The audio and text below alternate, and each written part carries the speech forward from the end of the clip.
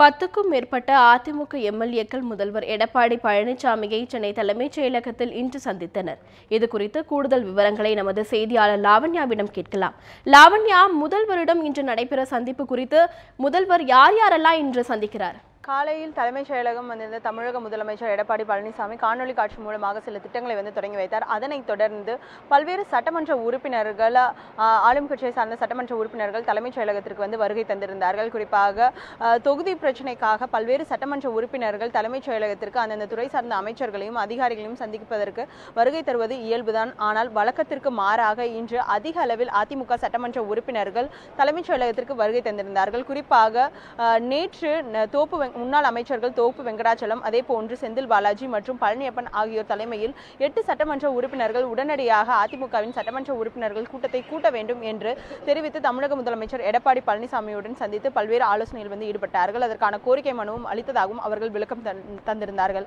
இந்த நிலையில் இன்று அதிக அளவில் அதிமுகவின் சட்டமன்ற உறுப்பினர்கள் தலைமைச் செயலகத்திற்கு வருகை தந்தது மட்டுமில்லாமல் அந்தந்த மாவட்டத்தை சார்ந்து இருக்கக்கூடிய அமைச்சர்களை சந்தித்தும், அதே போன்று அந்த அமைச்சர்கள் சந்தித்த பிறகு அந்த அமைச்சர்களுடன் சென்று தமிழக முதலமைச்சர் எடப்பாடி பழனிசாமியை சந்தித்து பல்வேறு கோரிக்கைகளை முன்வைத்ததாக கூறப்படுகிறது. இதில் மிக முக்கியமாக அவர்கள் தரப்பிலிருந்து கூறப்பட்டிருக்கக்கூடிய விளக்கங்கள் என்னவென்றால், தொகுதி பிரச்சனை சம்பந்தமாக முதலமைச்சர் எடப்பாடி பழனிசாமியை சந்தித்ததாகவும், அதே போன்று தொகுதியில் பல்வேறு திட்டங்களை செயல்படுத்த வேண்டும் என்ற ஒரு காரணத்திற்காக அவரை சந்தித்ததாகவும் சட்டமன்ற உறுப்பினர்கள் தகவல் தெரிவித்திருக்கிறார்கள். ஷர்மிளா.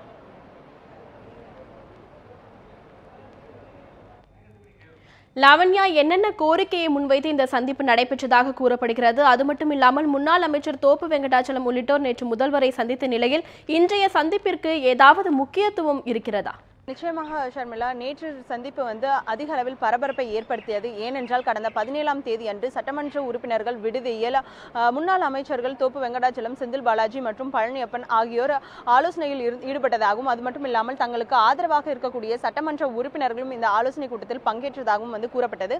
அவ்வாறு இருக்கக்கூடிய நிலையில் கூவாத்தூரில் அரசுக்கு சாதகமாக நம்பிக்கை வாக்கெடுப்பின் போது வாக்களிப்பதற்கு சில வாக்குறுதிகளை அரசு அளித்ததாகவும், குறிப்பாக முதலமைச்சராக இருக்கக்கூடிய எடப்பாடி பழனிசாமியின் அரசு வெற்றி பெற வேண்டும் என்பதற்காக நம்பிக்கை வாக்கெடுப்பின் போது ஆதரவு வாக்குகளை பெறுவதற்காக சில வாக்குறுதிகளை சட்டமன்ற உறுப்பினர்களுக்கு வழங்கியதாக கூறப்படுகிறது. அந்த வாக்குறுதிகளை நிறைவேற்ற வேண்டும் என்ற கோரிக்கையும் முன்வைக்கப்பட்டதாகவும், அவ்வாறு நிறைவேற்றாத பட்சத்தில் அவர்கள் வேறு அணிக்கு அதாவது குறிப்பாக முன்னாள் முதலமைச்சர் ஓபிஎஸ் அணிக்கு மாறுவதற்கான வாய்ப்புகள் இருக்கிறது, அல்லது அரசுக்கு எதிராக செயல்படுவதற்கான வாய்ப்புகள் இருப்பதாக தகவல்கள் வெளியாகி இருந்தன. இந்த நிலையில் நேற்று அவர்கள் சந்தித்திருந்தார்கள். அது மிகுந்த பரபரப்பை ஏற்படுத்தியது. ஏனென்றால் அவர்களை முதலமைச்சர் சந்தித்து ஆலோசனையில் ஈடுபடுவதற்கு முன்னராக நிதியமைச்சர் ஜெயக்குமாரின் அறையில் மூத்த அமைச்சர்களும், அதே போன்று நாடாளுமன்ற உறுப்பினர் அதிமுகவின் மூத்த நிர்வாகியும் நாடாளுமன்ற உறுப்பினருமான வைத்தியலிங்கமும் ஒரு ஆலோசனையில் ஈடுபட்டார்கள். அதனைத் தொடர்ந்து முதலமைச்சர், மூத்த அமைச்சர்கள் மற்றும் தோப்பு வெங்கடாச்சலம் தலைமையில் வந்திருந்த சட்டமன்ற உறுப்பினர்கள் என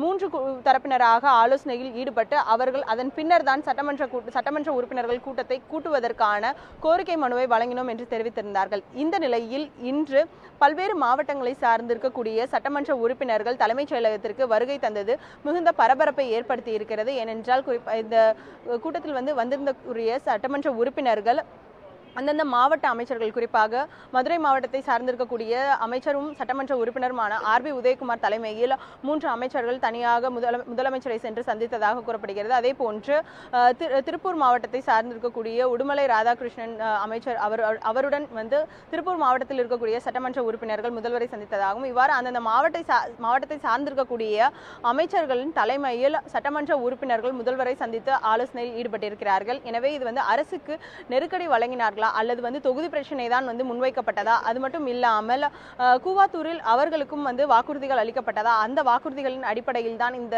சந்திப்பானது நடைபெற்றிருக்கிறதா என்பது போன்ற பல்வேறு கேள்விகளை எழுப்பி இருக்கிறது. இந்த நிலையில் இன்று மாலை தமிழக முதலமைச்சர் எடப்பாடி பழனிசாமி டெல்லி செல்கிறார். நாளை பாரத பிரதமர் நரேந்திர மோடியை சந்தித்து பல்வேறு கோரிக்கைகளை முன்வைக்க இருக்கிறார். ஏனென்றால் தமிழகத்தில் தற்பொழுது வறட்சி அதிக அளவில் நிலவி வருகிறது. எனவே மத்திய அரசின் நிதியும் பெற வேண்டிய ஒரு சூழல் இருக்கிறது. அதே போன்று குடிநீர் பிரச்சனையை போக்குவதற்கு என்ன மாதிரியான நடவடிக்கைகளை அரசு மேற்கொண்டிருக்கிறது. அது மட்டும் இல்லாமல் நீட் தேர்வில் தமிழகத்திற்கு விலக்கு அளிப்பதற்கான தற்பொழுது வரை எந்த விதமான விளக்கத்தையும் மத்திய அரசு வழங்கவில்லை. இதன் காரணமாக இளங்கலை மருத்துவ மாணவர் சேர்க்கை தற்பொழுது வரை வந்து தொடங்கவில்லை.